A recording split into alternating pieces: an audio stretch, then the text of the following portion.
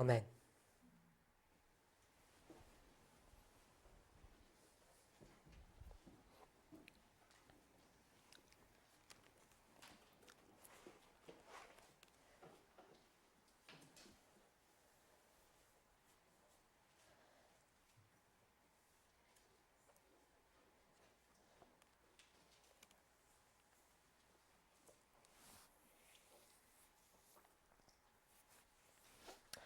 In our last presentation, we began to look at the visions that are used, brought to view in the book of Daniel,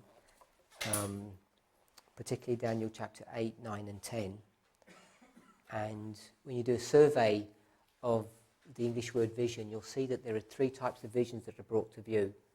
There's the Hazon vision, the Merer vision and the Mirah vision, and all of them have subtly different meanings.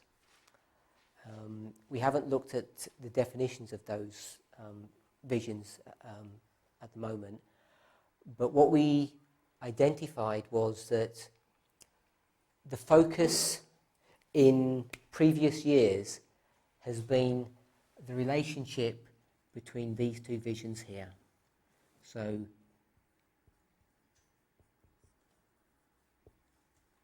this is what's been discussed in previous years, the relationship between these two visions. And these two visions primarily come to view in Daniel chapter 8 and Daniel chapter 9. But recently, it's the relationship between these two visions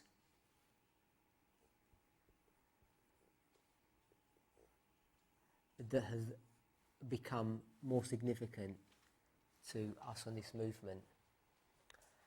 And when we think about the book of Daniel, there are other passages, of course, that are addressed in this issue, but it's really focusing upon Daniel chapter 10. So I'm not saying there's not any overlap, but this is mainly Daniel chapter 8 and 9, and this is mainly Daniel chapter 10. So that's a kind of just surface understanding about the relationship between these two visions and what they're addressing or what they're dealing with. And I'm just showing that in previous years when we would do studies in the book of Daniel,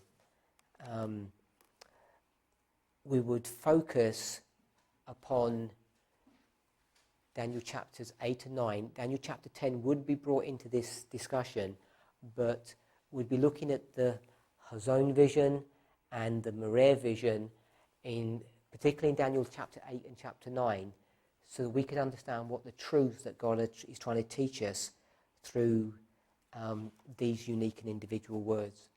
When we were looking at the study of the daily, we particularly focused, we spent some time looking at verse 11, and we looked at those 5 rules.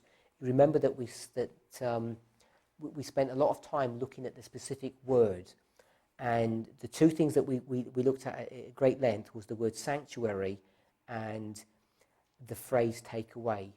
If you remember, the way you decipher what's going on in these verses is by recognizing and observing that the word take away, there are 2 Hebrew words for take away, and there are 2 Hebrew words for sanctuary that are used in the book of Daniel.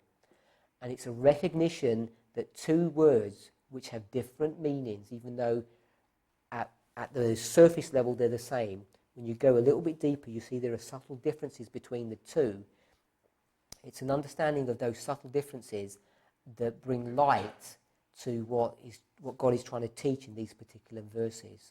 So we're not new to this concept of taking these words in the English and going down and seeing that they've actually they come from different Hebrew words, and then to see why these subtle differences. And for many years, as I said, we've looked at the Hazon vision and the Merer vision and had some level of understanding of that. But part of these new truths that have been brought to view by an understanding of this truth, and simply we could encapsulate, if we want to look at what brought all this light, it's all to do with Ezra chapter 7, verse 9. It's all to do with Ezra 7, verse 9. Because when this became present truth, then the connection between August the 15th and the first day of the first month was made. It was this linkage here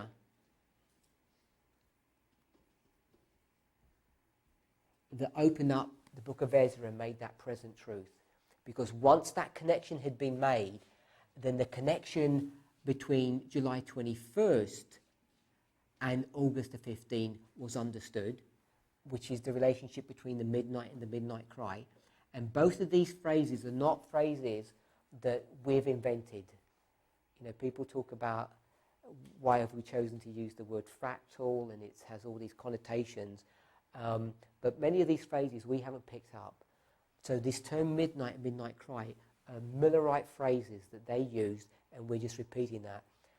And so once Ezra 7 became present truth through an understanding of this relationship here, then the date of July 21st began to be understood as being midnight, and then it was found to line up with the fifth day of the fourth month. And if you do a study on the fifth day of the fourth month, I believe there's only one, I think it's only one passage in the scriptures which we identified as being in Ezekiel chapter 1, verse 1, that you can see that the midnight is being identified here with the Merah vision as identified in Ezekiel 1:1. So that's what we covered before, and it's all brought about by getting Ezra 7 and having it to have a present truth application. I don't know if we're all fully aware that the Millerites used Ezra 7 to develop a lot of their thinking. They understood about the first day of the first month, and Ezra 7 at one level was the key that unlocked and sorted out the problem of the disappointment that took them from April into October, from the spring to the autumn. The key that they used to take them past this disappointment and into this history was Ezra 7, because they understood that Ezra, on the first of the first month, left Babylon. Yes, he arrived on the first day of the fifth month, but they just glossed over that. Now, in the book of Ezra, it doesn't say anything about the 10th day of the 7th month. It doesn't mention it. But what the Millerites did, they constructed an argument to show that when they arrived in Jerusalem, they would have a feast on the 10th day of the 7th month. It mentions about them making preparations and restoring the sacrifices and the services, but it doesn't explicitly say the 10th day of the 7th month. But the Millerites came to that conclusion, and it's Ezra 7, or the book of Ezra, that helps them to bridge this gap from the spring into the autumn. So it shouldn't be any surprise that at the end of the world, it's not a surprise now in hindsight, but before, if you'd asked somebody 2 years ago, do you think the book of Ezra is going to sort out all of our problems? And people would say, well, you know, how's it going to do that? What information could there be in the book of Ezra? You know, there's nothing in there. There's no beasts or bears or anything that's going to sort out our things. And it's something that's so simple, just these dates, that have had a great impact on us. So the study of Ezra 7 has helped to identify that at midnight something significant happened. And then, once that was understood, then there was an awareness that particularly in Daniel chapter 10, this is where people were focusing on this Merah vision, because in that chapter, let me just double check, I'm pretty sure it's what I'm going to say is correct. Yeah, in that chapter, all three visions are brought to view in that chapter. I think it's the only chapter that has all three visions. Daniel chapter 8 has two of the visions. So Daniel chapter 8 has these two visions in it. Daniel chapter 9 has the same two visions in it. That's why I've put Daniel chapter 8 and Daniel chapter 9 here. But Daniel chapter 10 has all three visions in it. And I mentioned before that many people have noticed that. I noticed that about, 8 years ago, perhaps 7 or 8 years ago, that there was this. If you go into integrate Strong's, it tells you it's the feminine form of the same word. And I just thought, I don't know, I wonder what that means. It doesn't seem to make any sense, but it's there, and you just ignore it basically, as we tend to do. But now, when this truth was revisited, it began to make sense. And the reason it begins to make sense is because not only is this Merah vision brought to view in the book of Daniel in chapter 10, but it's brought to view in other portions of Scripture. And when it's brought to view in the other portions of Scripture, it's connected with symbols which can either be an event, or it can be a date, or it can be a place, or it can be a coding, like a doubling of a phrase. So using those additional symbols, it helps to locate that the Merah vision is occurring right here in this time period. And once that was understood, then you could go back into Daniel 10 and begin to make sense of what's going on. So this is why, or some of the reasoning or the logic, that the Merah vision is what is, the cutting edge, if you like, of present truth. And we already, most of us here know, all of us know, that in the fall of last year, I think it's safe to say it this way, that the most holy place, the curtains of the most holy place were drawn aside, that we could begin to look inside the most holy place and see Christ working in there. So maybe I should say begin to see it. I'm not saying it's the full experience of that, because the full experience of that is going to be in this time period here. But we're beginning to have maybe a sneak preview. Maybe that's a better way of saying it. And all of that is teaching us that we must be very, very close to this time period. When we say close, we don't mean in relation to time, but in relation to the events that are occurring. We're on the very cusp, we're on the very verge of midnight, because we're beginning to have a much clearer understanding of what's going on. And the reason we know that is because of the relationship between these visions. Pretty sure we're going to run out of time to do a thorough job of this. But we've got these visions, as I say, in Daniel chapter 8, chapter 9, and chapter 10. Now, we know in chapter 8, between verses 13 and 14, there's this question and answer relationship between this vision that's been given and the cleansing of the sanctuary.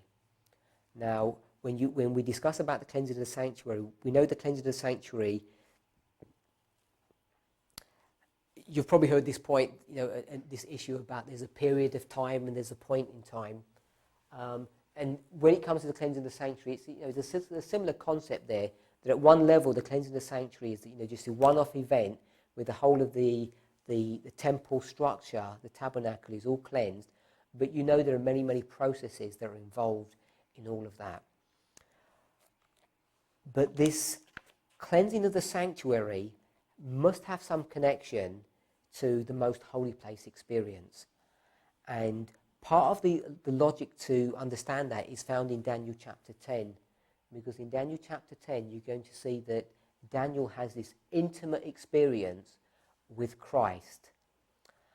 And this intimate experience with Christ that he's having in Daniel chapter 10 is based upon his previous visions that he's had in the previous chapters, chapter 8 and chapter 9. And in chapter 8 and chapter 9, he doesn't actually understand clearly what's going on. He tells us that he doesn't really have a full understanding. Maybe we should just read that.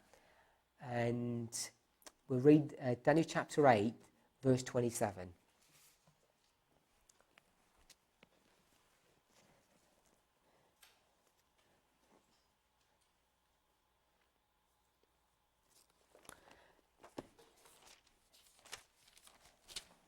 Daniel chapter 8, 27 says, and still we haven't looked at the visions in any depth yet. It says, "And I, Daniel, fainted as was sick certain days. Afterward I rose up and did the king's business, and I was astonished at the vision, but none understood it. So no one is understanding this vision, and I haven't clarified which of these three visions it's speaking about, but whatever the vision that's being spoken of here, he doesn't understand what's going on. And just want to bring up one other point. In verse 16, again, we're not defining which visions are being spoken of, but we're just zooming out and we're looking at this chapter. It says, verse 16, and I heard a man's voice between the banks of Ulai, which called and said, Gabriel, make this man to understand the vision. So there's an insistence by this man, and we know that this man is Christ. You can work out that this man is Christ.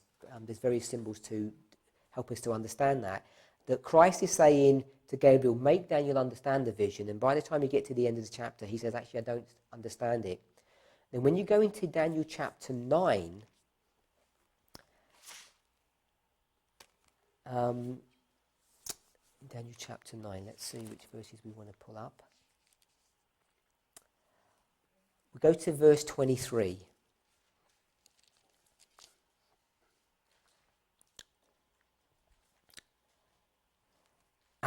This is Gabriel speaking to Daniel. At the beginning of thy supplications, the commandment came forth, and I am come to show thee, for thou art greatly beloved. Therefore understand the matter and consider the vision. Part of the complexity of this is now there's another term that's brought to view, which is the word matter.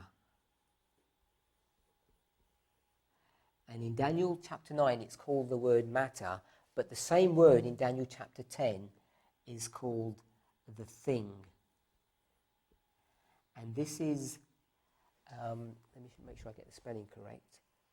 I think it's is it D-A or D-A? It is D-A, yeah. The Debar. And so it's in Daniel 9, it calls the Debar the matter or the thing. And we'd want to understand what the Debar is. So there's four things that we need to get to grips with. Daniel chapter 8, Christ tells Gabriel to make Daniel understand. At the end of the chapter, Daniel says, I didn't understand anything. In chapter 9, Gabriel comes down and he says, I've been sent now to make you understand. It doesn't say the vision, but it says understand the matter. And then it says, and consider the vision.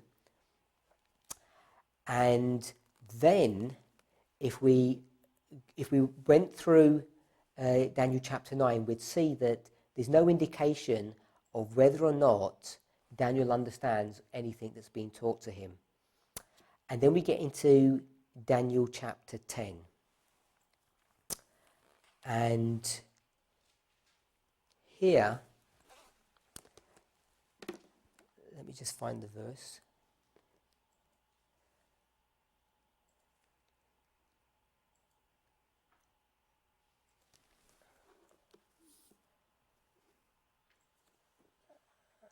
Verse 1. In the 3rd year of Cyrus, king of Persia, a thing was revealed unto Daniel. So there's this thing that's revealed to Daniel, and this thing is this Debar. This thing is revealed to Daniel, whose name was called Belteshazzar, and the thing was true, but the time appointed was long, and he understood the thing and had understanding of the vision. So by the time you go from Daniel chapter 8 through to 9, through to 10, you get this increasing understanding of Daniel. In chapter 8, he doesn't understand what's being taught him. In Daniel chapter 9, Gabriel's sent to give him further information and further light. And by the time you get to Daniel chapter 10, now Daniel has a complete understanding. He says here he understands the thing and he understands the vision. He understands everything that he needs to understand. Amen, yes. Sorry? I was just saying it was after his long prayer. Yes, it's after his long prayer. So, as we go through these chapters, he goes from someone who is able to see things, but he doesn't actually understand all the dynamics or all the issues that are going on. So, if we go to Daniel chapter 8, when we read verse 1 and verse 2, verse 1 and verse 2, when it says, I saw this vision, the vision that's being brought to view here is the Hazon vision here. So, maybe it will be useful if I write down the verse numbers. This is 8, 1 and 2. And then if you carry on running through the chapter, you get to verse 13.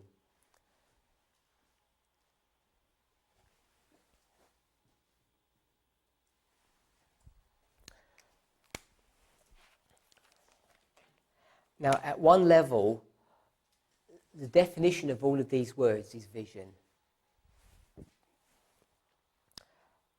But they have subtle differences between them, and the subtle differences are seen when you look at the particular verses.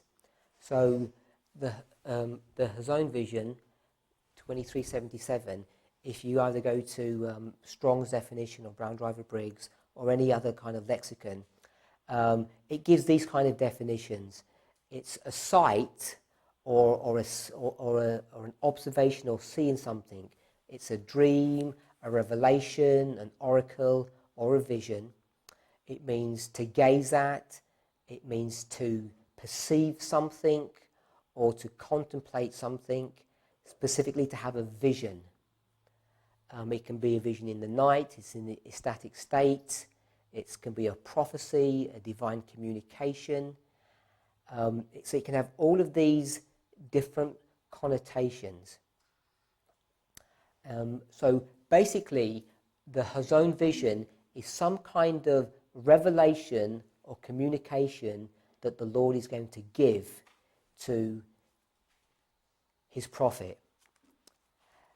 When we contrast this with the Mareh vision, there's some slightly subtle differences between the two.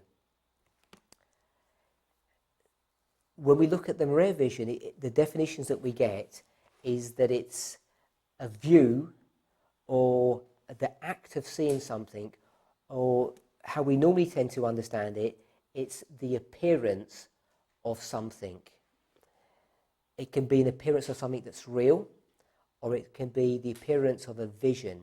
So it can be a vision, or it can be something real, but it's something to do with looks, some kind of appearance.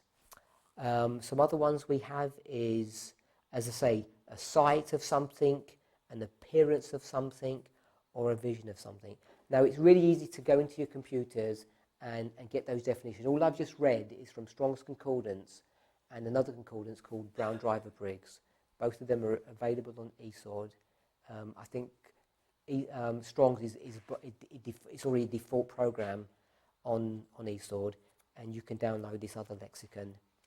I think it's in the dictionary section if you want to look at that. So this is some kind of divine revelation, and this is some kind of appearance.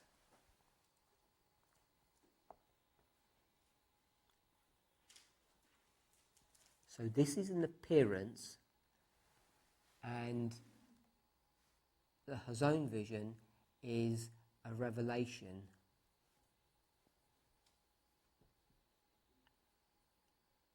That's given by God. So this revelation is some kind of vision of what's going to happen. And another way to understand this, when it talks about a revelation of God, it's a revelation of what God is going to do. It's a revelation of what he's going to do. That's how we understand a prophecy or a vision. That's not difficult to grapple with. And when we think about what God is going to do, a person does things according to the way a person thinks. As a man thinketh, so is he. Your thoughts drive your actions. Yeah? And we know that the thoughts and the feelings of a living being are his character. And we know that the character of somebody is the glory. When God says to Moses, let me show you my glory, God is really dealing with the issue of showing Moses his character. And his character are his thoughts and feelings, how he does things, how he is going to interact in the affairs of men, which is nothing more than another way of saying prophecy. So this Hazon vision, which is a revelation of God, is actually a revelation of God's glory.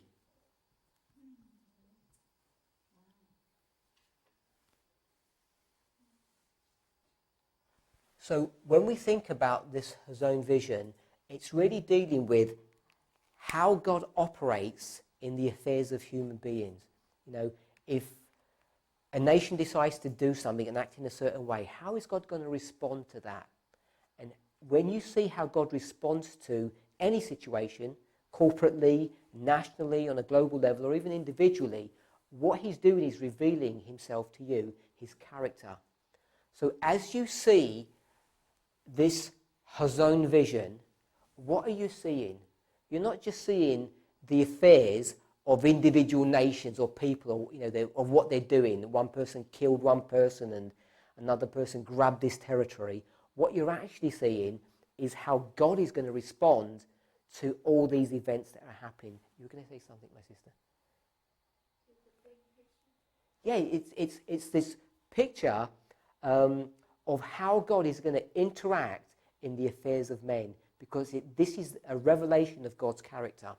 Now, we saw that in verses 1, 2 and 13, in Daniel chapter 8, that this is the Hazon vision. And I'm suggesting that the Hazon vision is a revelation of God's will. It's a revelation of his glory, of his character, of how he operates here in the world based upon whatever we do. So what we're seeing, if we take that understanding and bring it into verses 1 and 2, in the third year of the reign of King Belshazzar, in the third year of his reign, what's about to happen? Babylon is about to come off the scene. This is the final year where they're seated and they're going to be destroyed and taken over by the Medes and Persians. It says, is reign of King Belshazzar, a revelation of God's glory appeared unto me, even unto me, Daniel, after that which appeared to me at the first. So right here, in the last year of Babylon, he's going to see a revelation of God's glory. And what is the revelation of God's glory that he's going to see? It's verses 3, 4, 5, 6, going right down to verse 12. It's all the interplay of these nations as they war one with another, as Rome takes the ascendancy, and the Battle of Actium, and the taking away of the daily, and the uplifting of the papacy. All of these things and how God deals with these issues are a revelation of his glory.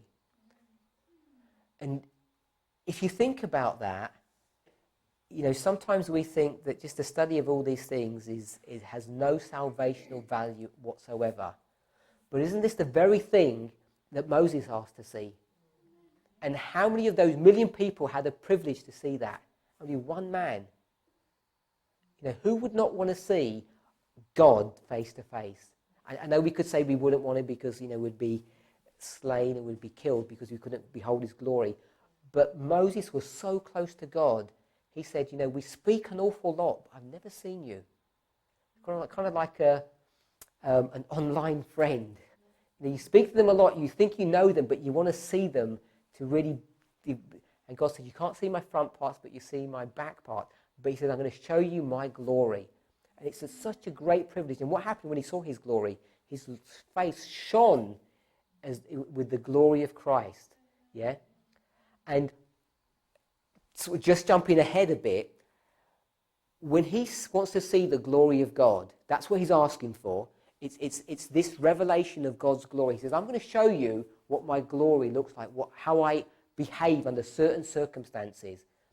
And he begins to describe, those I love or those I hate and how I'm going to deal with them, with those people. And then he shows them what he looks like.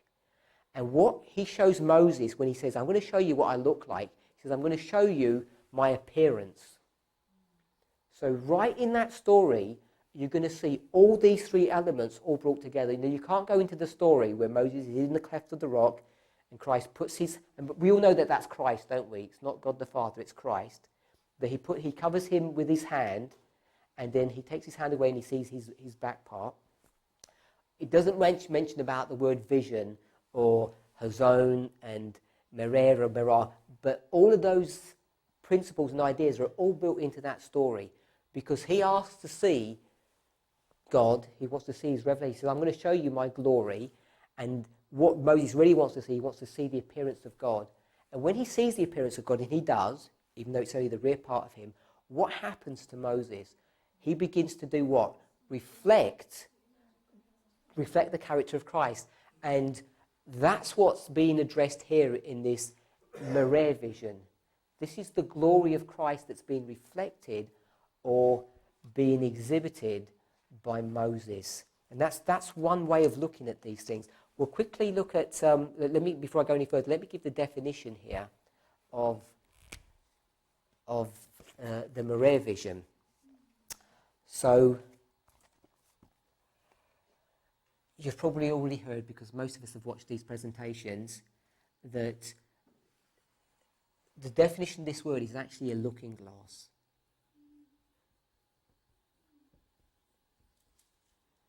And a looking glass is a mirror.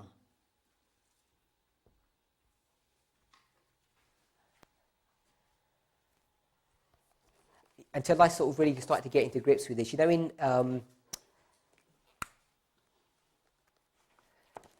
would we go? If you go to the New Testament, we're not going to turn there, but you know, in 1 Corinthians, when it says, "For now we see through a glass darkly," yeah, you know, I always used to think there's this, you know, glass bottle or a cup or something which is made of glass, and you're looking to God through this glass, and it all gets distorted. But it's not talking about that.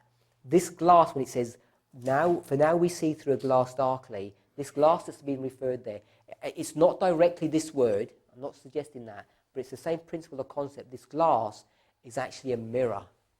This is the same mirror concept, that what Paul is talking about is that we see God through a reflection of him. And what is the reflection of God? It's nothing more than his law.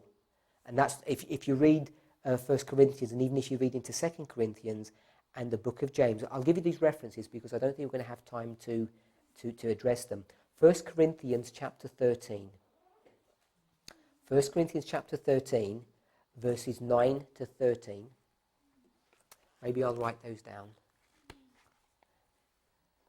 1 Corinthians 13, 9 to 13. 2 Corinthians 3, verse 18. And James chapter 1, verses 22 to 25.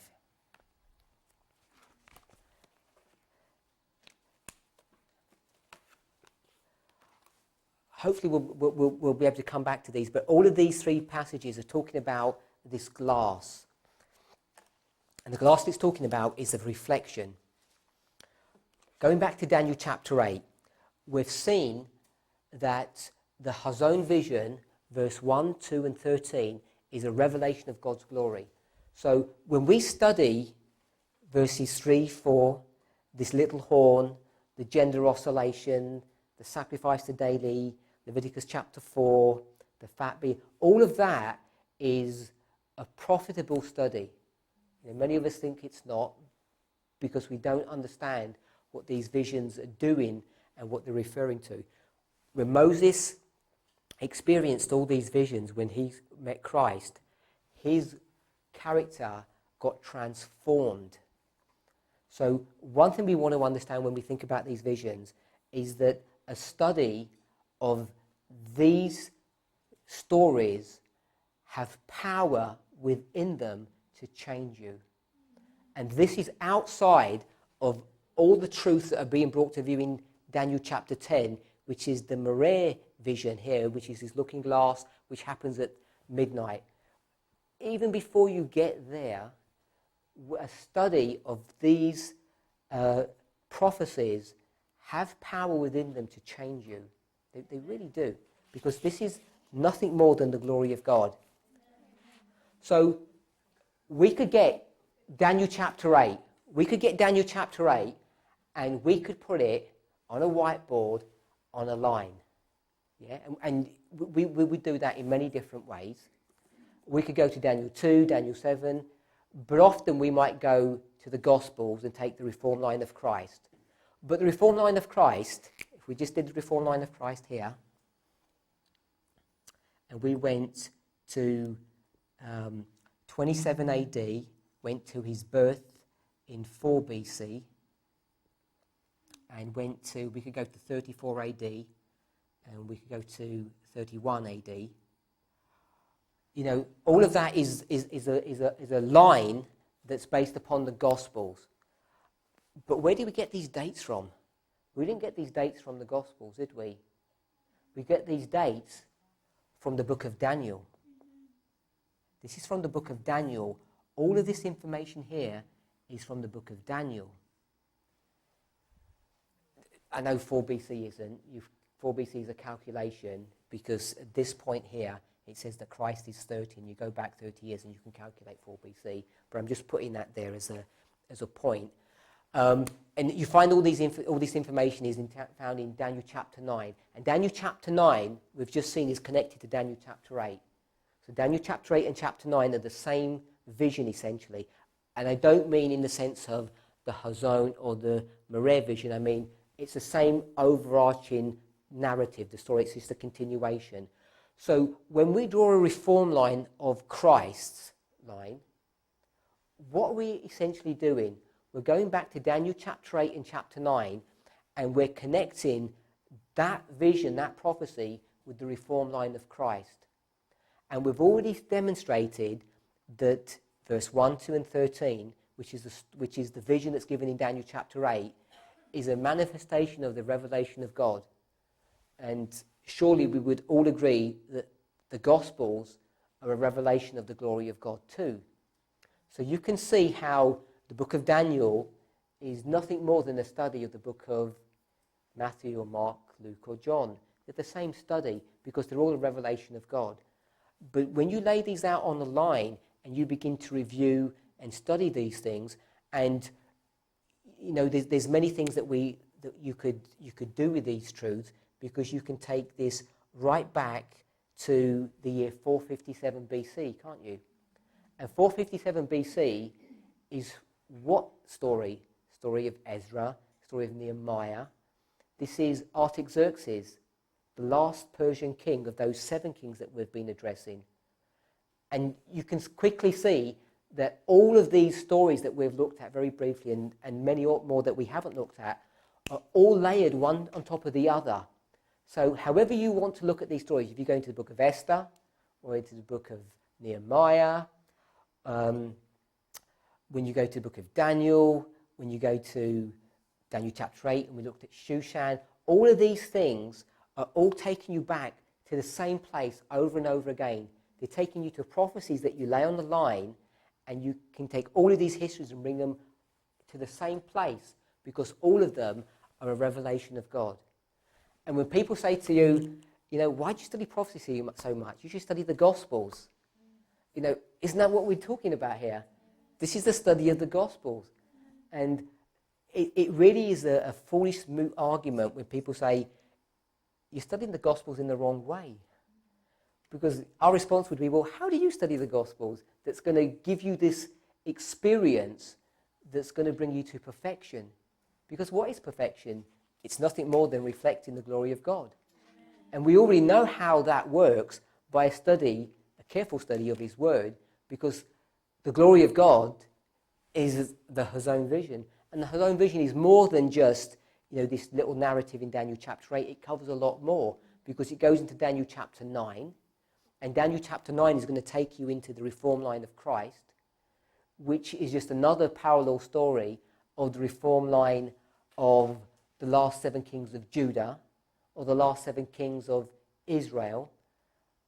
And then as soon as you start doing that, what pops into your mind? Nothing more than the 25:20, which is going to take you right up to Millerite history. So you're going to grab all of these histories, and they're all going to come down in one simple concept, one simple idea, which is a revelation of God's glory. So all of these reform lines that we look at, that when we're speaking to a brother the other evening, he says, "Why do you spend your time looking at all of this information? Like, what good is this information going to do you?" And my response always is, well, how do you study the Bible? And what good is it doing you? Because if what I'm doing isn't doing me any good, have you got a better system that actually does you good? That you're growing in a far superior way than I'm growing? And if you challenge people like that, they don't normally have a response. You just get into a foolish argument. And I'm not saying we should respond in that way. But what I'm saying for our own comfort is that what we're doing is nothing more than what's right. Because we're like Moses. We want to go to God, and there's 1 million people down in the valley who aren't that interested. In fact, they're too scared for God to come down to visit them. Because they said, you do all the job for us. They actually tell him to go because they don't want to. They don't want to see a revelation of God's glory. And isn't that what's happening now? How many of your friends and family say, we don't want to see the revelation of God's glory, but they don't say that. They say, we don't want to see any of these lines. But these lines are the Hazon vision, which are a revelation of God's glory. And you can find this wherever you go. Whatever story you're going to look in the scriptures, it's always going to lead you to the same place, which is the Hazon vision. This covers an awful lot of territory. It covers a lot of territory. So, we're in verse 13, and the question that Gabriel is asking Christ, he's saying, how long is this Hazon vision, this particular one that's been addressed here? And obviously we know it's a rhetorical question because he knows the answer. This is a dialogue for the sake of Daniel. And then you get this response in verse 14, unto 2,300 days, then shall the sanctuary be cleansed. And then we get to verse 15. Verse 15 is going to bring, again, this word vision. 8:15, and it came to pass when even I, Daniel, had seen the Hazon vision. So the Hazon vision he's seen is this vision that's brought to view in verse 1 and goes all the way to verse 12. And then in verse 13, there's this dialogue between Christ and Gabriel, which is talking about this vision that's just been spoken of.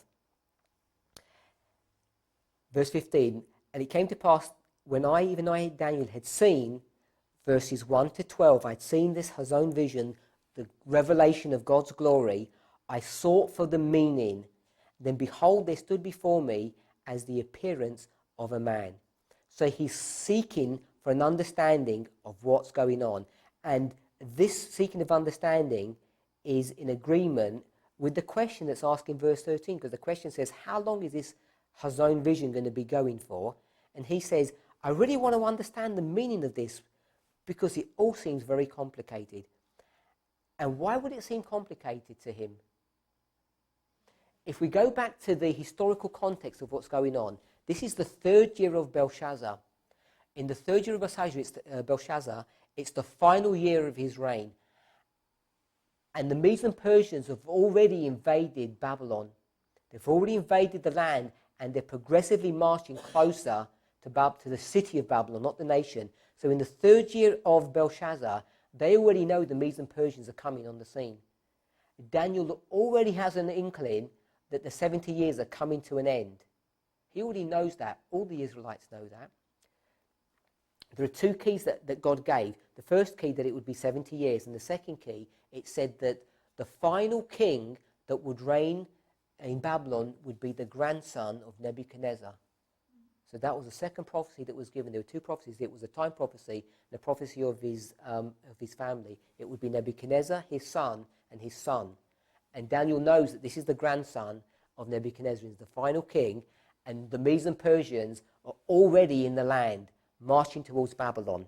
So he's sitting there, and I shouldn't say this disrespectfully, but he's sitting there thinking, we've made it, we've finished, we've come to the end of 70 years and everything's going to be okay now. What's going to get restored? What's going to be made clean? The sanctuary. Everything's going to be made right now.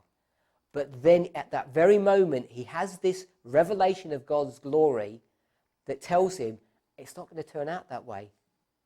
It's not going to turn out that way because now it's going to go through all of these things. It's going to go through the Medes and Persians because he knows it's the Medes and Persians. It says it's in the vision. Then he's going to see the Greeks. Then it talks about this little horn. And even if he didn't have full clarity on that, what he does know in verse 10, that they're going to cast down the host of heaven. There's going to be continued persecution way into the future. And he thought it was all going to end. And then he finds out it's going to last for 2,300 days. Whether or not he understood that to be literal or symbolic, day for year, I'm not 100% sure. But what he knew was time is not finishing in the way he thought. So he's panicking seriously. So when he really says that, I wanted to understand the meaning of this vision, it wasn't some minor thing. It wasn't some kind of minor Bible study. This has life and death implications because he doesn't understand what's gone wrong. Everything he's turning upside down. And if you go to the beginning of chapter 9, this is why chapter 9 exists and this prayer of confession that he has. Because what he begins to realize is that maybe God is not going to follow through with the promise that he said that it's going to be 70 years in the third year of the reign of the kings, the third generation from Nebuchadnezzar. So the Medes and the Persians are coming off the scene, Babylon's coming off the scene, the Medes and the Persians are coming on, and now it looks they're going to be remaining in captivity and he doesn't understand what's going wrong. And that's what drives this prayer in Daniel chapter 9. And just jumping ahead to Daniel chapter 9, in the second verse, it says, in the first year of his reign, this is the first year of the reign of King Darius, I, Daniel, understood by books the number of the years whereof the word of the Lord came to Jeremiah the prophet, that he would accomplish 70 years in the desolations of Jerusalem. So he says, I've worked it out, I understand what's going on. And what he understands is this, that the 70 years are not complete when Darius takes the reign. That there's a couple of years to go. There's another 2 years to go before you get to Cyrus, who's going to come on the scene soon. And Daniel already knows that that's what's going to happen with Cyrus, because there's a prophecy about Cyrus that we're all familiar with, that he knows that time isn't quite right, so everything is going okay, but he's still very concerned, and that's what drives this prayer of confession, that in case God's people have not repented of their sins, maybe God isn't going to fulfill his word. So going back to Daniel chapter 8, we're in verse 15, and it talks about he wants to understand this vision. Verse 16, and I heard a man's voice between the banks of the Uli, which called and said, Gabriel, so we know that Christ is speaking, make this man to understand this vision, the appearance of the Moriah vision. So this is an interesting thing, because up to this point in time, there's no clue here, there's no information about this Moriah vision anywhere in Daniel chapter 8. All he sees from verse 1 up to verse 12, and then it's discussed in verse 13, is the Hazon vision. And then it says, make him understand the Moriah vision. And you think, well, where does that come up? This is how I understand what's going on. Verse 13, there's this question and answer about how long the revelation of God's glory is going to be going on for this vision. It says unto 2,300 days, then shall the sanctuary be cleansed. And you can't see it directly in the words, but by inference you can see from verse 16, and then when you go into chapter 9 and chapter 10, that when it says in verse 14, and he said unto me, unto 2,300 days, then shall the sanctuary be cleansed. Daniel has a vision of the cleansing of the sanctuary.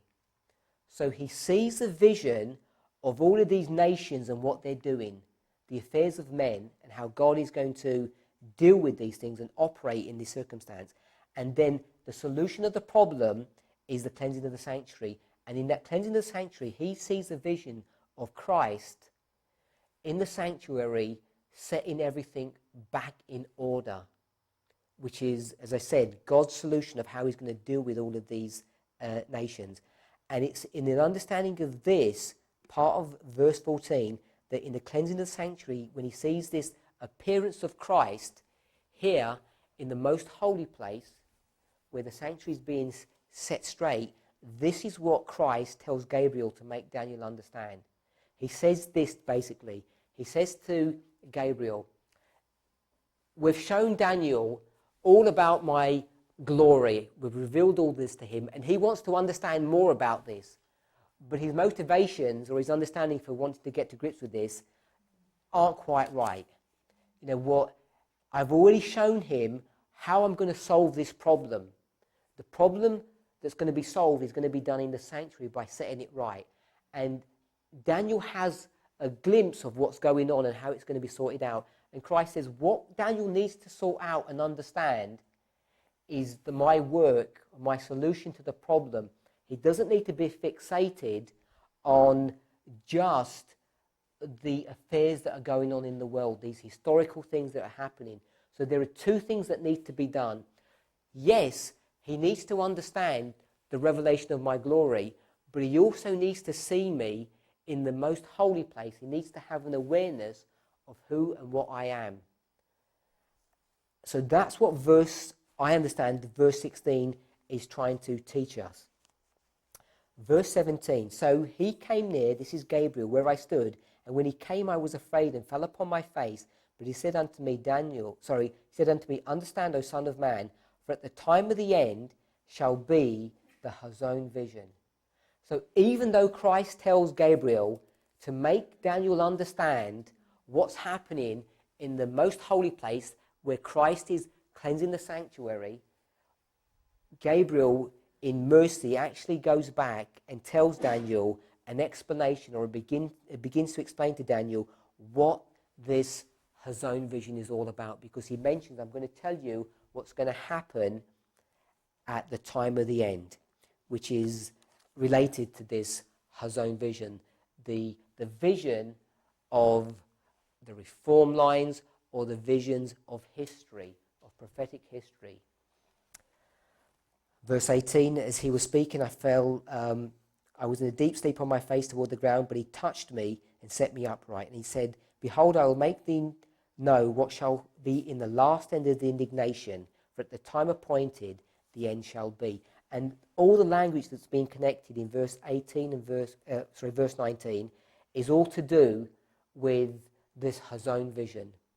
And I'm sure most of us are aware when it talks about the last end of the indignation, this is where we begin to introduce the concept that the 25-20 is built into this prophecy.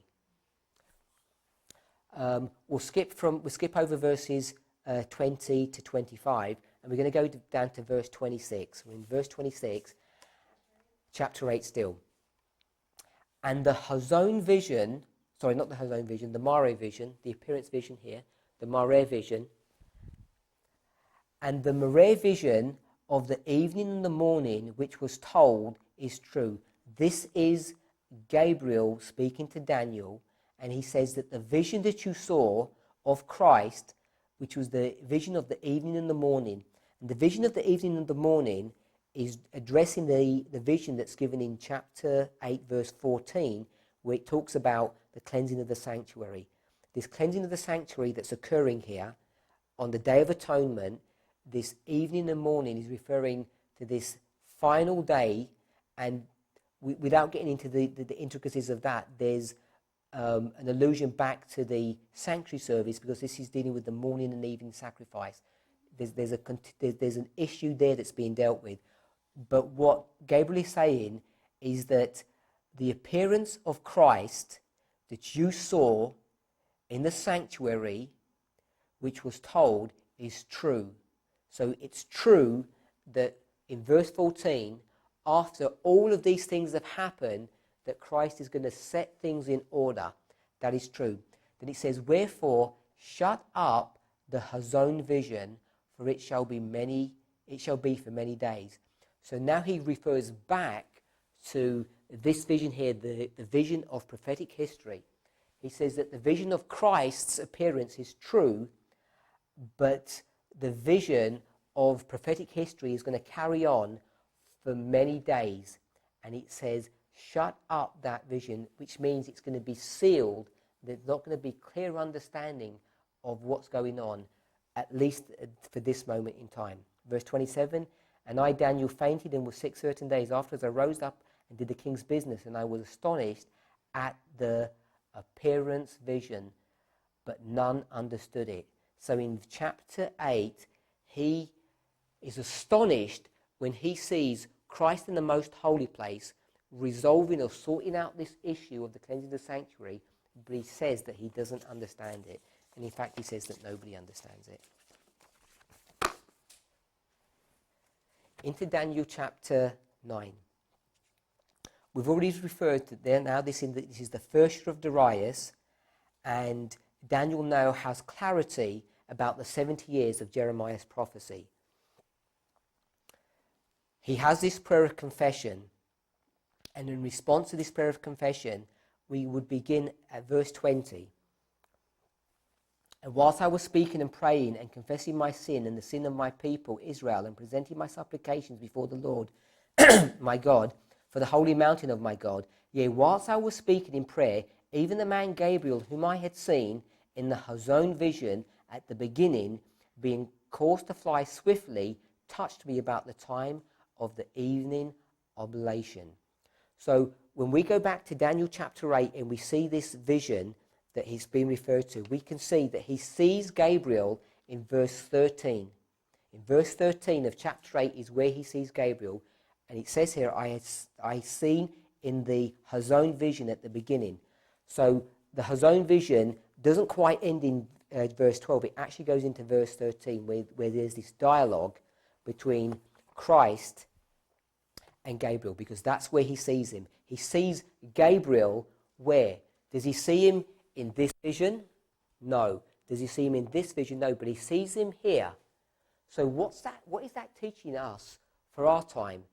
That when we do a study of these reform lines, where would Gabriel be? He would be right there in this vision, instructing, directing, and guiding his people. And when you see the testimony of William Miller, Ellen White says that William Miller was given, I think the phrase she uses was the commencement of the chain of truth. So she uses that phrase, the commencement of the chain of truth. But when William Miller, I'm not saying, obviously, they were in collusion, they knew what they were saying because William Miller was already dead. But when you read his memoirs, he expresses that same sentiment in this way. He says that there were three things that he understood, that he had the commencement of 3 time prophecies. And the 3 time prophecies that he understood, or the commencements for them, was the prophecy that begins in 508, which is the daily, the taking away of the daily, which we've already said is people strive against, is the 2300 days in the year 457 BC and the date 677. So he's given those 3 commencement dates. And Ellen White, when she talks about this idea that he was given the commencement of the chain of truth, he also says that angels spoke to his mind. And if you run the way she uses, the language that she uses in a number of different passages when she talks about these angels guiding his mind, you can see that she's actually talking about the angel Gabriel. So you know that Gabriel is the angel that's communicating with William Miller. I'm not suggesting he's a prophet, but he's just a normal man, that they're communicating to him, and his understanding of three commencement dates. He could have chosen many, many different dates. You know, he could have got some of these dates wrong, but he gets them correct because his mind is being guided by Gabriel, the angel. And a study of these dates is a study of the reform lines. It's nothing more. Or we could say it's a study of prophetic history. It's a study of the revelation of God. It's a study of the Hazon vision. And Daniel chapter 9:21 says where you will meet Gabriel. You'll meet him right here when you study the prophecy of prophetic history. That's where you will meet Gabriel, the angel. And yeah, it really is. And if you know, when you understand these things, you think, if only we could just get people to see this. People that we really love and care for. Part of the sighing and crying that we talk about, it says about the abomination and sins that are going on in Israel. But that's not the only reason people are sighing and crying. Is because the people you love, the people I love, the people we care about, our children, our brothers and sisters, if they continue in their course, they're going to perish eternally. Eternal loss. And who wouldn't cry over that? How unnecessary their deaths are. And many of those people are going to be destroyed. Not because they're even in open rebellion, it's because they're following people who have just beguiled and tricked them. And if we could only persuade them and show them that this is not some kind of dry Bible study. This is a revelation of God's character. And there are angels who are guiding our minds, to make right decisions, to make right choices, to have a correct understanding of these words. I just get animated when I think about these things. Verse 23. Verse 22. And he informed me and talked with me and said, "O Daniel, I am now come forth to give thee skill and understanding." So now he's going to give him some understanding. The angel that he saw in the revelation of God, the line of prophetic history, is now going to give him understanding. Verse 23, "At the beginning of thy supplications, the commandment came forth, and I am come to show thee, for thou art greatly beloved. Therefore understand the matter." This is this debar. "Understand the matter and consider the vision."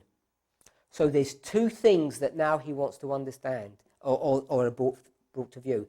In Daniel chapter 8, what did Daniel want to understand? Did he want to understand the Moreh vision or the Hazon vision? He wanted to understand this, but Christ said, make him understand this. And Gabriel begins to make him understand this Hazon vision in Daniel chapter 8. He says, I'm going to tell you about the time of the end, but by the time he gets to the end of the vision, he says, I still didn't understand what's going on. Now in Daniel chapter 9, now Gabriel is going to say, I've come here so that you can understand the matter and also consider the Moreh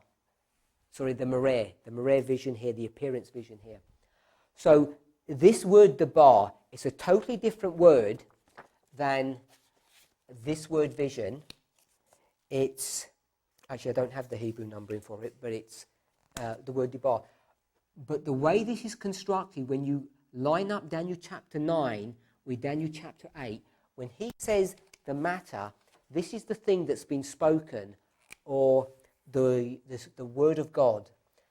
So in the context of Daniel chapter 9, this is the Hazon vision. Do you want the debar number? Yes, please. H1697. 1697. And what's the definition of that? Does it have it quickly? I didn't think I By implication, a matter. Mm-hmm. It's long. Oh, okay. Don't go. Only just go up to the colon. It says that I can look at it as well. It says a thing. A thing. A word, and by implication, a matter or of a thing, a matter of a thing. Let me have a quick And look. verbally, a clause. Affair. Advice. Act.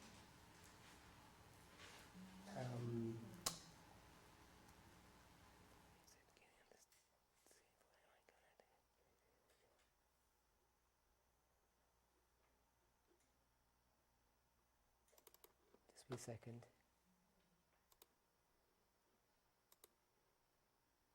Okay, so the word debar means a speech or a saying or an utterance or a word. So that's what it's basically a word or an utterance. But in the context of what's being discussed here, he says, I want you to understand what has been spoken, what has been discussed or spoken about. And what has been discussed or spoken about? It takes you back to Daniel chapter 8, verse 13, when Christ said to Gabriel, or it was the other way around, when the question's asked, let's talk about this Hazon vision. So the thing that was spoken about, now he says, I'm going to come and give you understanding of this, because that's what you asked for. I'm going to make you understand the line of prophetic history, this information here. So I'm going to write 9:21 here, but remember that it's actually the word dabar. It's actually 9:21. And then he says, in connection with that, also I want you to consider the Mareh vision, which is 9:21.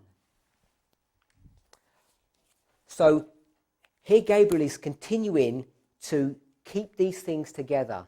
He says, you want to understand this, now I'm going to explain it in a lot more detail to you.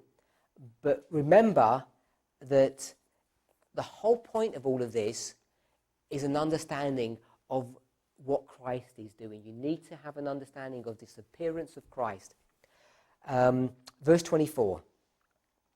70 weeks are determined upon thy people and upon thy holy city to finish the transgression and make an end of sins and to make reconciliation for iniquity and to bring in everlasting righteousness and to seal up the Hazon vision, this vision, and prophecy, and to anoint the most holy.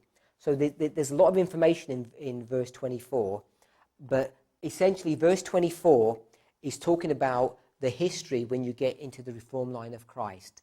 If you look at all the characteristics there, it talks about the finishing of transgression, the end of sin, the making of reconciliation, everlasting righteousness, and the anointing of the most holy. The anointing of the most holy is AD 27, right here, and the finishing of transgression of sin is in AD 31. So most of verse 24 is dealing with the reform line of Christ.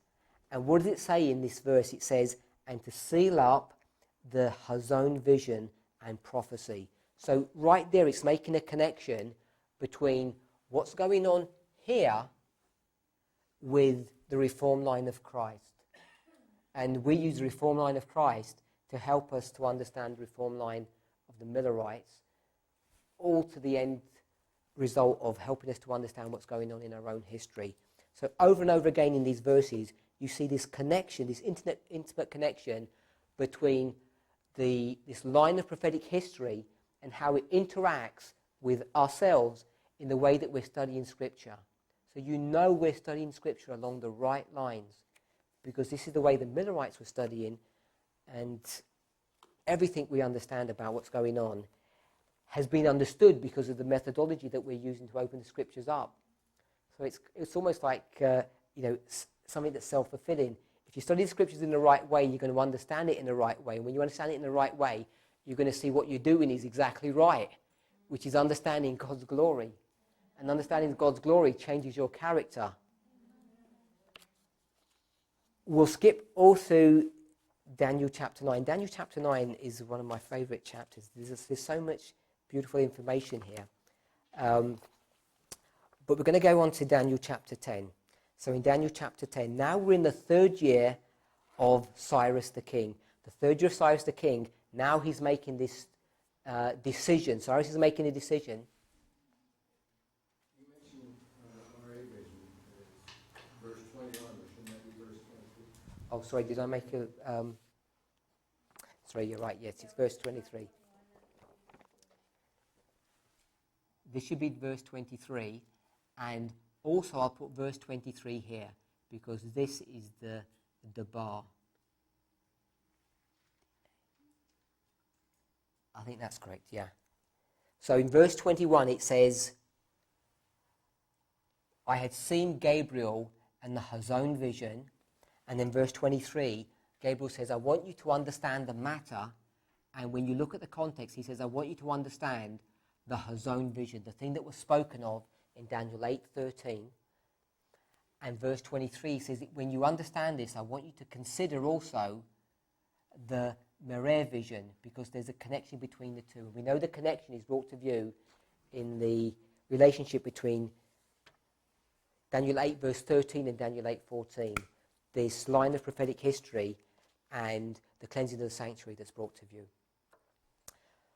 Chapter 10 verse 1, in the 3rd year of Cyrus, king of Persia, now it says again, a thing. This thing is this Debar here. This is the Debar. Let me put this in brackets. I'm saying in Daniel chapter 8 verse 23, the Debar is referring to the Hazon vision. And here in Daniel 10 it's going to be the same thing. In the 3rd year of King Cyrus, king of Persia, a thing was revealed unto Daniel, whose name was called Belteshazzar. The thing was true, but the time appointed was long. Let me just double check that I'm reading that correctly. The thing was true, but the time appointed was long, and he understood the thing and had understanding of the vision. So there are a number of things that are going on here.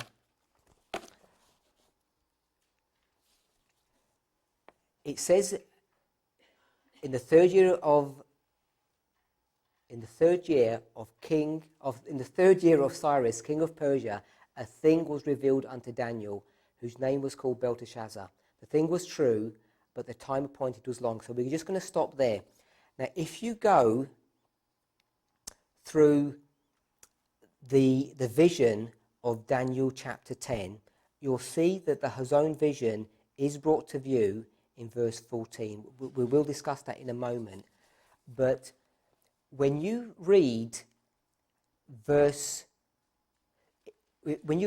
Daniel chapter 9, in Daniel chapter 9 you have no indication that Daniel has understood the Hazon vision, which is what he wants to understand. When you get to the first verse of Daniel chapter 10, he says, in the 3rd year of Cyrus, now I understand everything. But if verse 1 was in chronological order, so you had verse 1, then verse 2, etc., that was happening, it wouldn't make any sense. So what I'm suggesting is this, that verse 1 isn't in chronological order.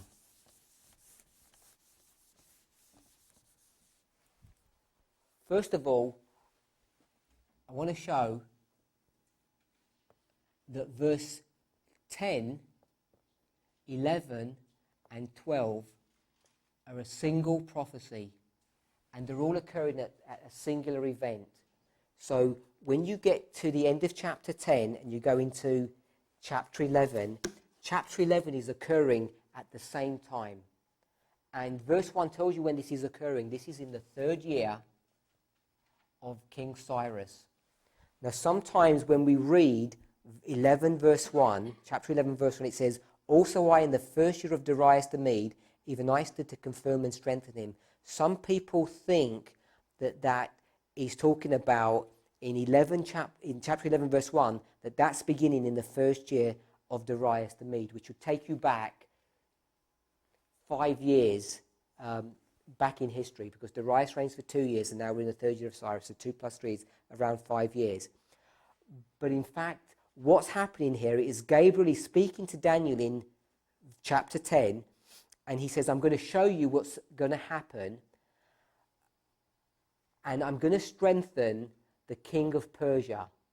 We haven't read the verses, but most of us here are familiar to some extent with Daniel chapter 10, and you know that there's a struggle going on in Daniel chapter 10 between Satan and Gabriel, and they're warring over the mind of the Persian king. Everybody have that level of understanding without us reading the verses? In Daniel chapter 10, there's a struggle between the spiritual powers who run the universe, and they're all focused on the mind of Cyrus. And why they're focused on the mind of Cyrus? Because Cyrus has been anointed to release God's people, and he's about to do this thing and Satan doesn't want him to do it. Not only because he is against what God is wanting to do for his people, but he wants to break the prophetic code. He wants prophecy not to work and not to be fulfilled. So he's going to do all he can to break God's word. Because if he could do that, in many ways, the great controversy would be over. You know, it's that serious a matter to tamper with prophecy. And he says, in the way that I'm going to strengthen the king of Persia, who is Cyrus, is the same way that I strengthened Darius the Mede 5 years ago. So I don't mind if I've thrown somebody and they need to ask a question. Did you need? Cyrus and Satan, correct? That you just said. Sorry? Cyrus and Satan. I don't think she heard correctly. Oh, okay. What I'm saying is this. We're in the third year of Cyrus, and the 70 years are just about have come to their end. And Cyrus is now being called to release God's people and send them back home. Satan is aware of this, and so Satan is now struggling with the mind of Cyrus to try and engineer things so that he doesn't release God's people. And so there's Satan on one side warring upon Cyrus's mind, and here's Gabriel on the other side also making war for Cyrus's mind. And these two spiritual powers are trying to struggle for the mind of Cyrus to see who would win. And we know in the narrative that Gabriel says, I wasn't strong enough to overcome Satan, so Christ, or Michael as he refers to him here, came to aid me, and then we were able to do the work that we needed to do. And he said, in the same way that we're strengthening the mind of Cyrus, I strengthened the mind of Darius the Mede. And historically, this was 5 years after this event, depending on when he strengthened his mind over the 2-year period. But this is a historical statement that's in verse 1. It's not a present tense. So we're here in the third year of Cyrus, in Daniel chapter 10, and he said, back here a few years ago, when we had Darius the Mede, this is 11 verse 1, he says, I strengthened him then, just as I'm strengthening Cyrus now. And this is where the vision of chapter 11 begins. It's all contained as a singular prophecy. So did someone have a question over there? Okay. When we go through Daniel chapter 10, Daniel chapter 11, and Daniel chapter 12, at the end of all of that, now Daniel understands what? He understands that we're going to go back to verse 1. He's going to understand the thing. And this thing is the Hazon vision. Once he gets Daniel 10, 11 and 12, specifically 11 and 12, once he understands those visions and he sees those views of Daniel 11 and 12, this is why Daniel 11 and 12 are so important, because when you understand Daniel 11 and Daniel 12, because they're essentially one vision, and we concentrate at the end of the world on the last 6 verses of Daniel 11, what are we going to understand?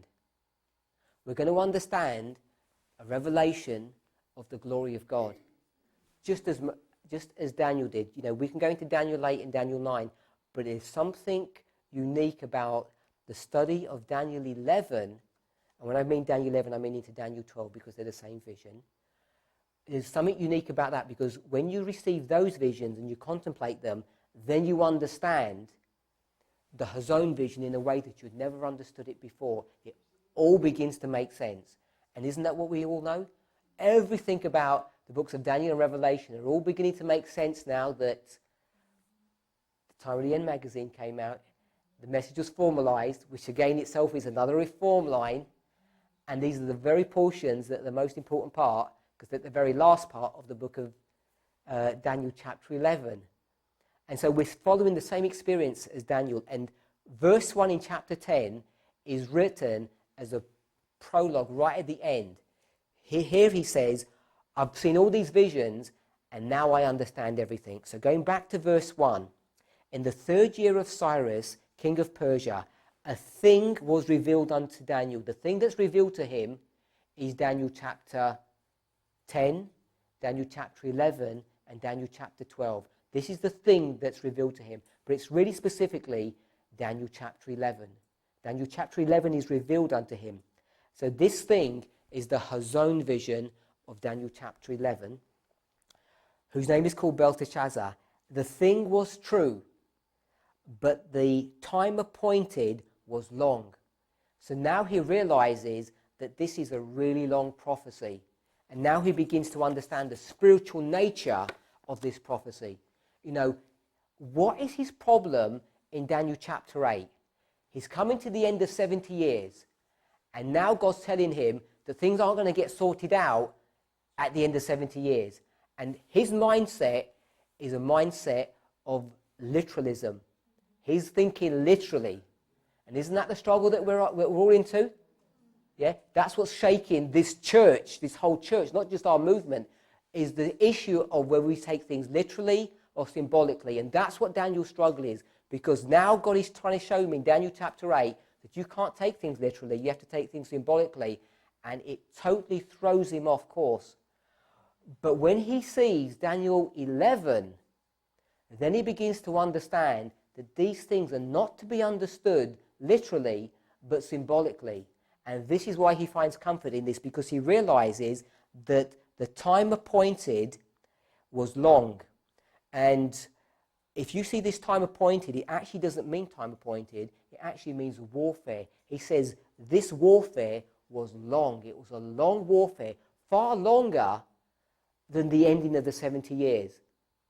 Far longer than the life of Daniel. This is a spiritual warfare. This is the warfare of the great controversy. This is the Hazon vision.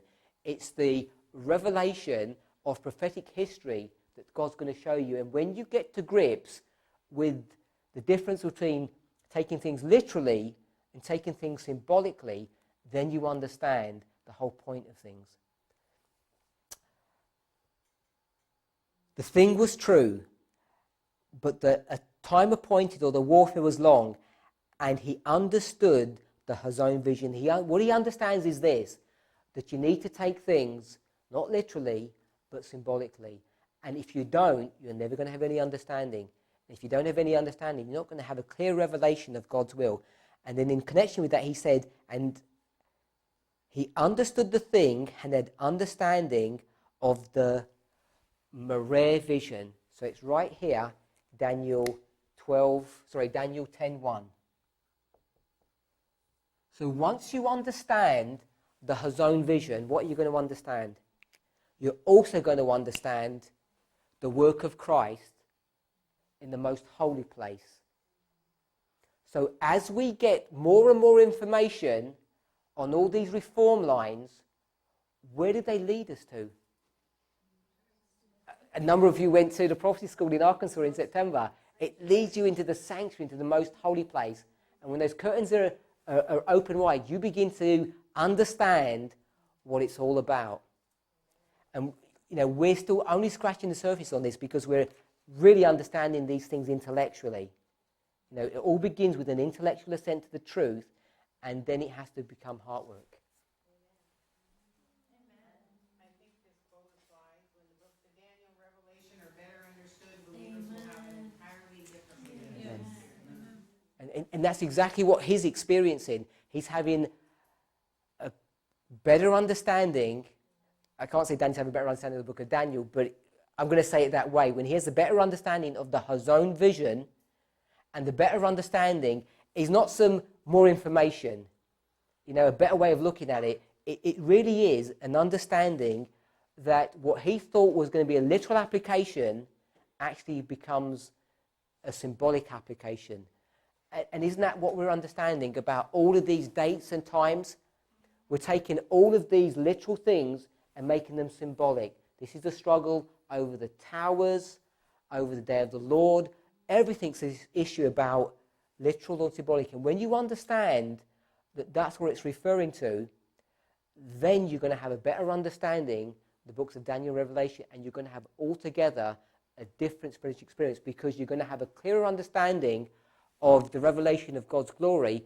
But not only that, it leads you to the solution of the problem, which is the cleansing of the sanctuary, Daniel 8:14, which is what's occurring at this very moment in history, as those curtains are opened up and you begin to see the appearance of Christ, but you begin to understand what it means, what it's all about.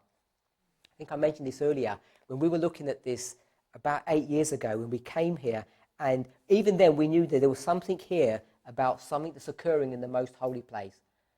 And I remember talking to a sister, and I said, somehow or another, when you go from Daniel 8 to Daniel 9 and you're into Daniel 10, it's almost, the way I was thinking about it was this, that as you walk through these visions, God's holding your hand, so to speak, and he takes you right through the Daniel chapter 8, right through Daniel chapter, but when he brings you to Daniel chapter 10, then he takes you into the most holy place, and there you have some kind of interaction with Christ, and things begin to change. And when I think, that really surface understanding of things, I think it was 7 years ago, compared to what we understand now, you see the miracle of God. You really do. Even if you think a year ago, I remember we went to a prophecy school when all of these truths about Ezra 7:9 and the fourth generation were all first being discussed, really, in the fall of 2014, December 2014, not last year, so I keep thinking it's a year ago. I thought, this is a beautiful revelation of the Word of God. These truths, how can they have been hidden for so long and they're so obvious? And now, and I had real problems getting to grips with all these calendations and things. I thought, how does anybody ever going to get to grips with these? Now we've moved on a whole year, and I'm not saying that they're old hat and I or other people understand them really intricately, but we've become familiar with those truths. And now there's a whole new divine revelation that's going on, which is connected to these visions and which is now leading us into the most holy place. And you think, where's God going to lead us by the end of this year? We're only at the beginning of the year, and we're discussing all these things. Where's he going to take us to? Home. Amen. Yeah. So the thing that we know, after Daniel 10, 11, and 12, Daniel is settled in his understanding of the revelation of prophetic history and the appearance of Christ and what he is doing and how he's going to resolve all of this issue. And the issue that he needs to resolve is not only the issue of these nations and kingdoms, but also how he's going to resolve the issue of an individual person. Because when you go through Daniel chapter 10, this is what is going to be addressed here. It's not so much how he's going to deal with the Medes and Persians. Now this becomes a personal issue between Christ and Daniel. This is the personal aspect of the change that happens in Daniel when he meets Christ. So we read verse 1. In verse 2, in those days I was mourning 3 full weeks. I ate no pleasant bread, neither came flesh nor wine in my mouth, neither did I anoint myself at all, till 3 full weeks were fulfilled. So here again we see this fasting that's going on, and we identified previously that the fasting is marking 9/11. So here we see these, it's identified as 3 weeks here that begins this time period. So again, now we can take this chapter here, chapter 10, and we can lay it on a reform line. So this fasting that's being discussed here is right here. He's fasting for 3 full weeks. And then it says, in the 4th and 20th day of the 1st month, as I was by the side of the great river, which is Hiddekel, then I lifted up mine eyes and looked, and behold, a certain man clothed in linen, whose loins were girded with fine gold of Uphaz.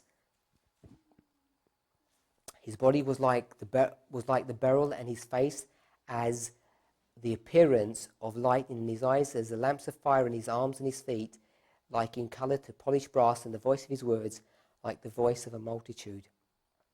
So all of this description that's being given here in verses 5 and 6 is a description of Christ. So we see here that he has now a revelation of Christ. Now into verse 7. And I, Daniel, alone saw the vision. So this vision now that's being spoken of here is not the Merah vision, but it's the Merah vision. This is the Merah vision. And I, Daniel, alone saw the Merah vision, the looking glass. I'll call it the looking glass vision. For the men that were with me saw not the looking glass vision, but a great quaking fell upon them, so that they fled to hide themselves. Now, there's a lot of information that's in these verses that we don't have time to go through, but even in verse 7 here, we can begin to identify that this is occurring here at midnight. There are a number of symbols that are brought to view about that we can identify it. So without explaining it in any great depth, I'll just quickly go through how I understand some of those symbols. It says, I, Daniel, alone saw the looking glass vision. So Daniel's the only person who's going to see this thing, and the reason for that is he's not alone when he sees it, but there are some other men with it. It says, for the men that were with me saw not the looking glass vision. And the reason that they didn't see it is because a great quaking fell upon them, so that they fled to hide themselves. So here, they in fear run away and flee right at this point here at midnight. Another way of understanding is that they begin to fall away. So there's this group of people who are going to begin to separate, or not begin to, that they're finally separated at this point here, and they fall away and they hide themselves. And the only person that's left standing, so to speak, is Daniel. So here we see this separation. The two classes are finally separated at midnight, and we understand that that is referring to the parable of the 10 virgins. We also see a great quaking. So this great quaking or shaking that's going on, there's a great shaking that's going to be going on at this point here. And this great shaking, again, is this separation that's going on. You see this in the parable of the 10 virgins. But there are other lines of truth that can be brought here to bear upon this, because this earthquake can also line up with the Lisbon earthquake, 1755.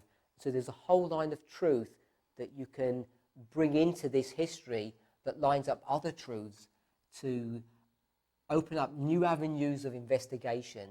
So you can identify that the Lisbon earthquake can be identified here, this quaking. There's an earthquake also here in AD 31 at the crucifixion of Christ. We know there's an earthquake here, so we can bring this quaking or earthquake here. So you can begin to bring many, many truths into this history of the Merah vision just by connecting these things and looking at these symbols carefully. It says they fled away, so they're falling away to hide themselves.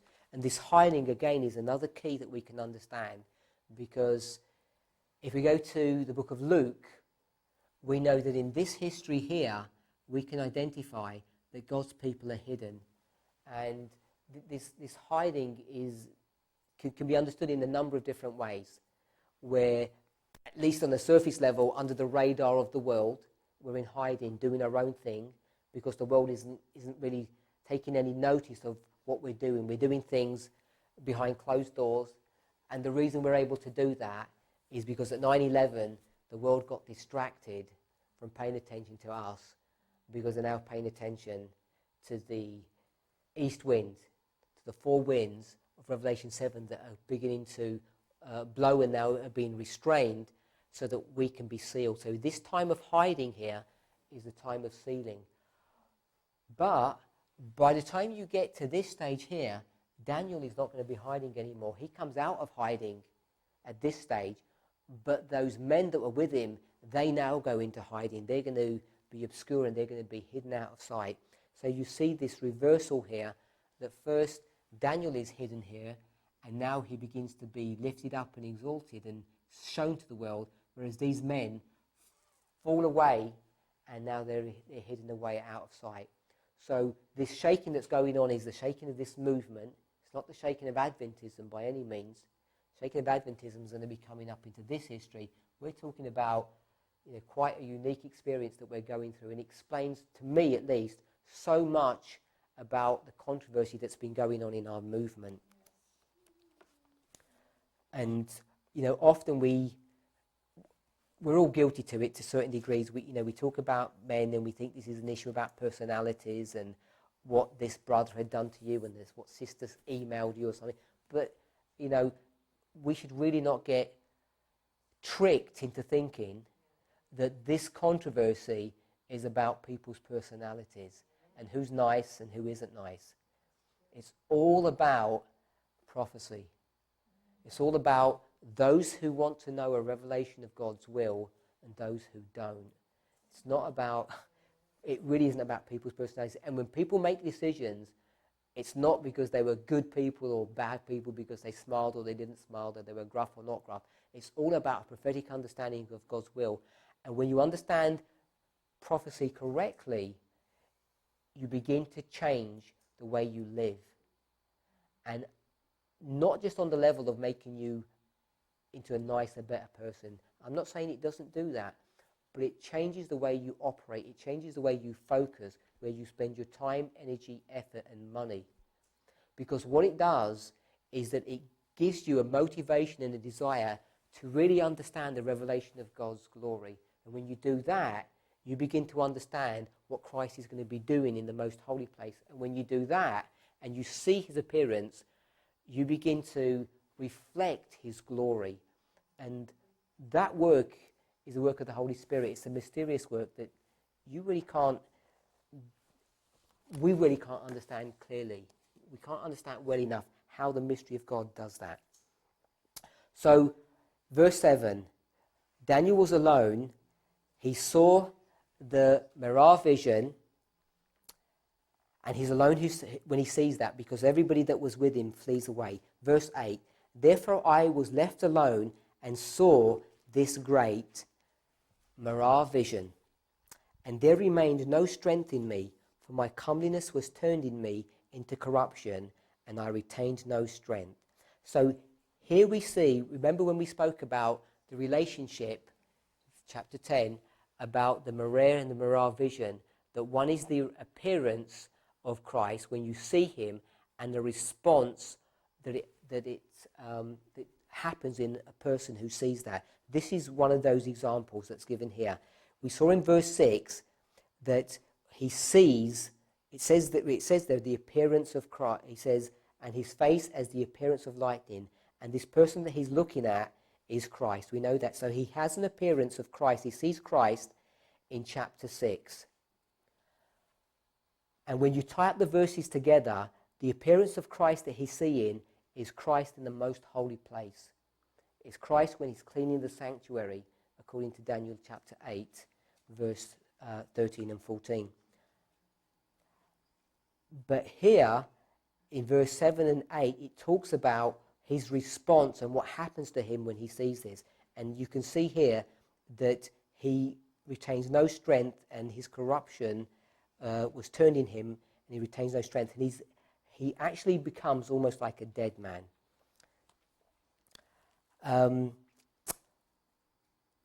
Verse 9, yet heard I the voice of his words, and when I heard his voice, the voice of his words, then I was in a deep sleep on my face, and my face toward the ground.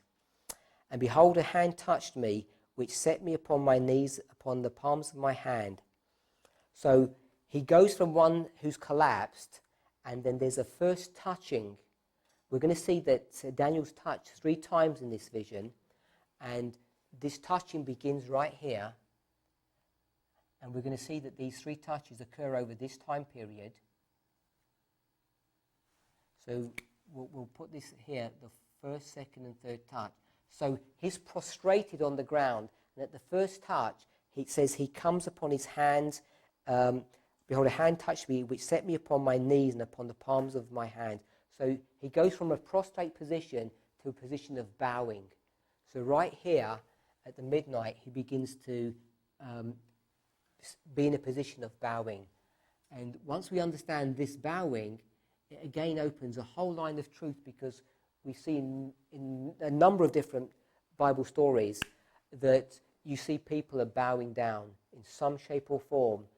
And when you see this bowing occurring, you can again bring that story right into this history here. And so there are many, many elements to understand, and we still are only scratching the surface at all of this, at least I am, to get to grips with all the elements that we need to understand about what's going to be occurring at that point.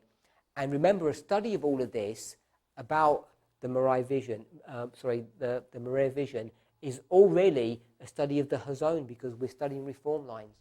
This is the study of the reform lines, and the study of reform lines gives you a clearer understanding of the Moriah vision.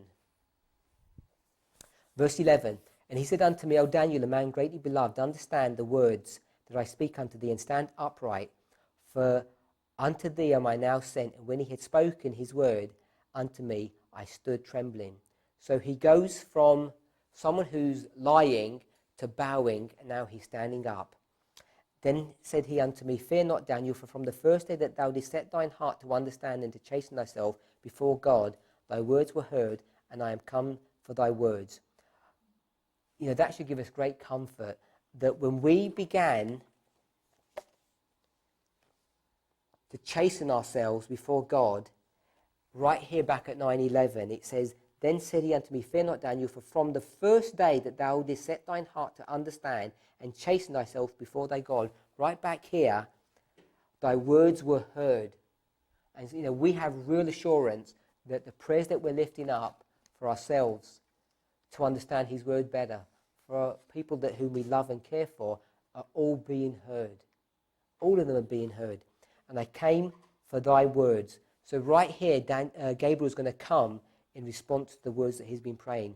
But the prince of the kingdom of Persia withstood me 21 days. But lo, Michael, one of the chief princes, came to help me, and I remained there with the kings of Persia.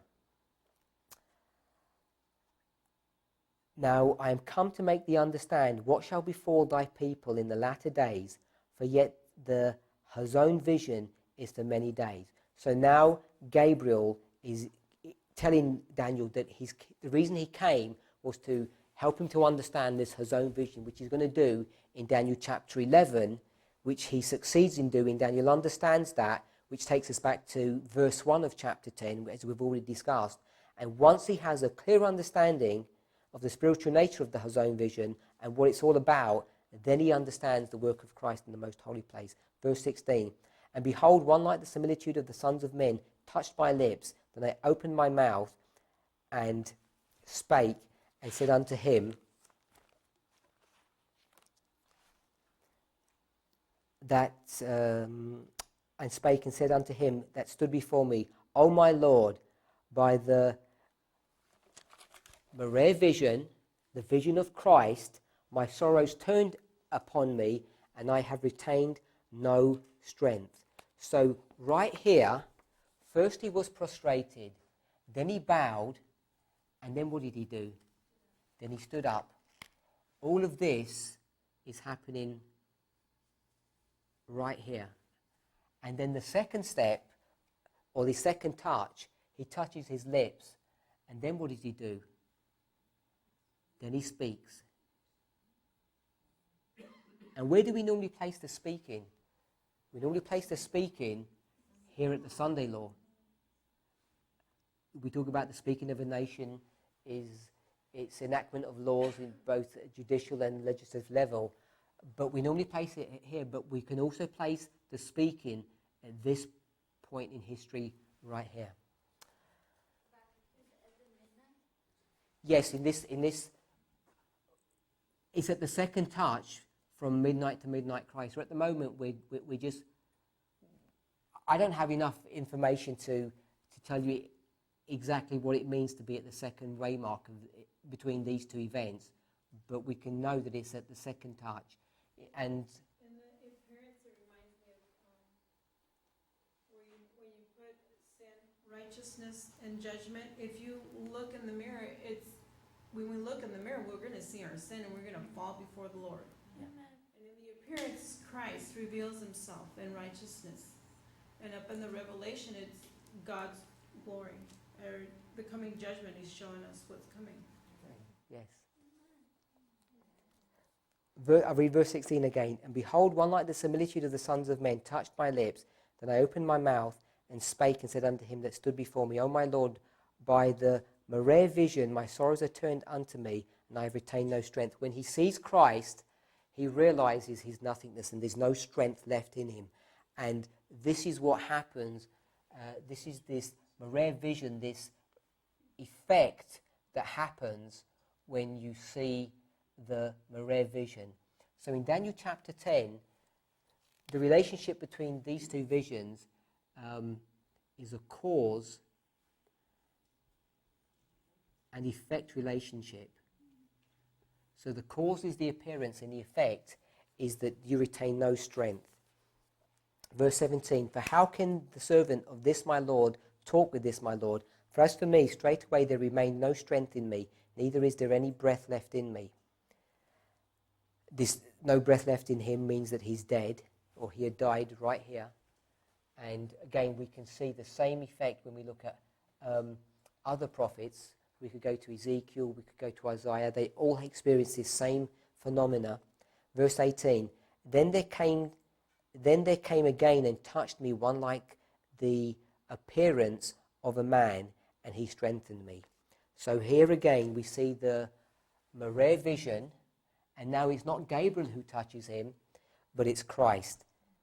So here we have this third touching, and what happens now? First he bowed, and then he stood up, then he spoke, and now he has strength.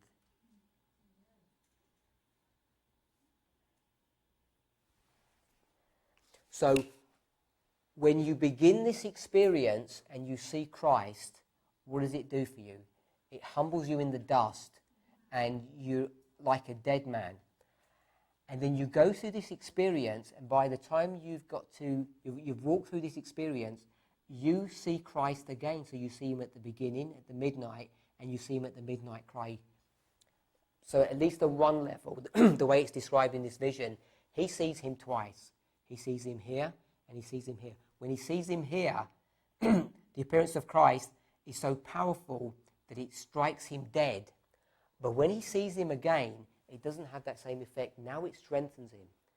And it's strengthening him to stand up for this history that's about to occur in the future. And he said, O man greatly beloved, fear not, peace be unto thee. Be strong, yea, be strong. And when he had spoken unto me, I was strengthened, and said, Let my Lord speak, for thou hast strengthened me.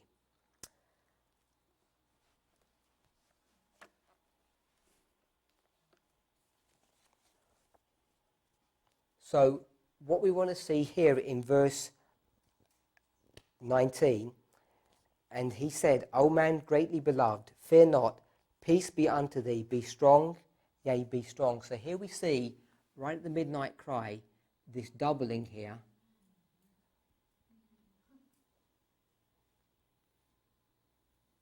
So we can begin to understand the relationship between the Mirage vision and the midnight cry when we look at all the truths that we developed here, and we go into Daniel chapter 10, and we see the Mirage vision, and as he walks through this, that by the time he gets to the end, he's strengthened, and we see that he's told to be strong, be strong. There's this doubling, which we know on many, many waymarks, takes us to the midnight cry.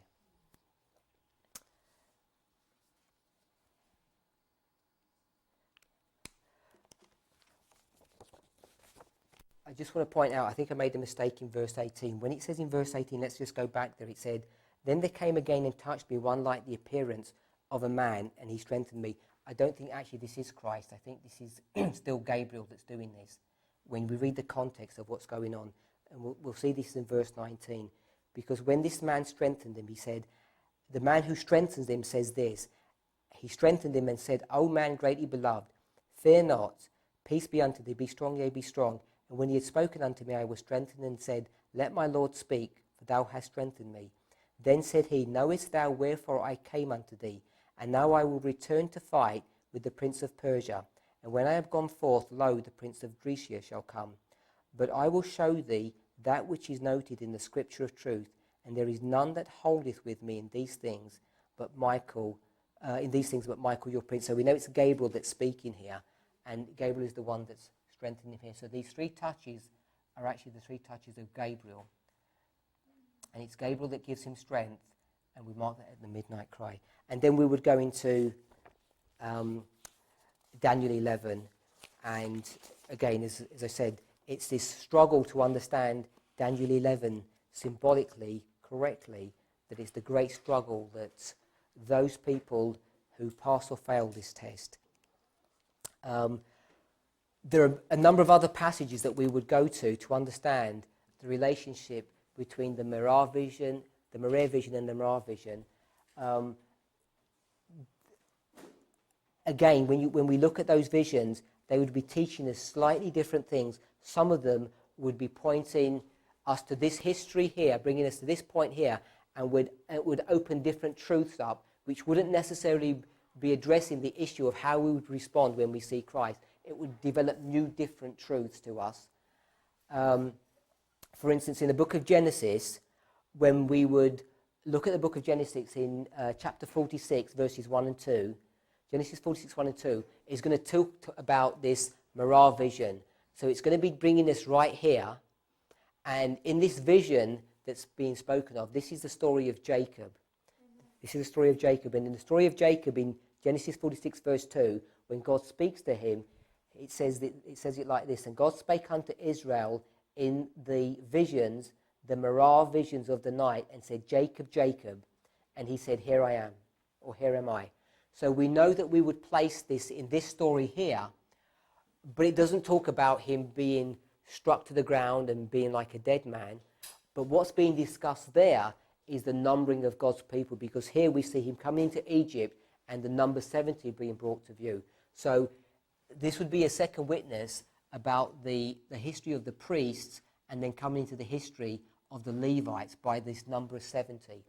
So if we went through all these Bible passages, we'd see the relationship, especially between these two visions, but particularly the Mirah vision in these other passages would give us information to lay different truths over this story. So we could bring the story of Jacob as he comes to Egypt and his family comes together, we could bring that over this history, and we could develop some other truth which would not be related directly to this experience that we have when we meet Christ in the most holy place. So that's a really kind of, I guess, potted introduction to the Hazon, Mareh, and Mirah vision. There's a lot more that we could discuss on these things, but I hope that it's given, as a minimum, a desire for you to be inspired to look at this again and to be enthused to say, let's look at these visions, because even looking at reform lines, which everybody thinks we're crazy for doing, it's just a fanatical waste of time. When we understand what it is, that it's a revelation of the glory of God, it's a revelation of his character, we see who and what God is. And when you see who and what God is, which is the very desire that Moses had, God says, I will reveal my glory to you. And how does he reveal his glory? First, he covers you with his hand, and then he takes away his hand. And we know that in Millerite history, the taking away of the hand, the mistake that covered that chart, was what does Ellen White say? It was the revelation of the glory of God. And it has, as God has taken away this literal application of prophetic history and given us a clear revelation of its spiritual nature, that we see a revelation of God. And when we see the revelation of God, we have an understanding of what Christ is doing in the most holy place, which we're only beginning to see. And who would have imagined a few short months ago what we would be thinking about and discussing, that these truths have led us to? And how many people in 17 million Adventists have any clue of what we're doing? What the things that the glorious manifestation of the work of Christ that they're missing. And we're about to enter into an experience that when we see this, that we're going to have an experience that these prophets had. And we didn't have time to look at these New Testament passages, but they have some interesting truths and information to add to all of this. So, let's close with prayer.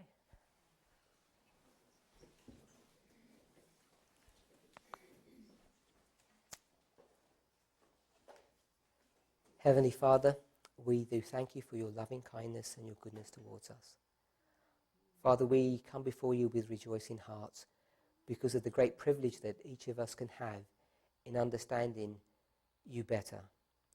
And as we understand you better, Father, it gives us the opportunity to understand ourselves better. And Lord, because we have seen ourselves and we have seen you in a hazy fashion, Lord, through a reflection, through these dark glasses, there are so many things that we haven't been able to see in our characters. Often we think that we're serving you, but often we're really serving ourselves. Father, we want to honour you and glorify you in all that we do and all that we say. May none of us be confused that we should be putting off a putting away of sin until some future event when the midnight happens. Father, we know now it's in the work of the second angel that we're required to put away sin. And yet we know that when we come to the midnight time period, Father, that there's going to be some element of earthiness that's in us that needs to be burnt up. Some reliance that we have upon flesh that we need to confront. But the only way we can do that, Father, is by seeing a revelation of Christ and realizing that our dependence must be fully upon him. Father, as we enter into our own time of Jacob's trouble, help us today to prepare for that time by understanding your will through the lines of prophetic history. As we understand and see your glory, Father, and begin to experience it in our lives, and we see how it has power to change us, to change the things that motivate and drive us. Father, we know that we'll be prepared individually, as a group, to meet Christ at midnight. We know that that time is not far away. We have no idea when. But we know that each of us, however long we've understood these truths, has sufficient time to be part of that number who enter into that experience. None of us have any excuses.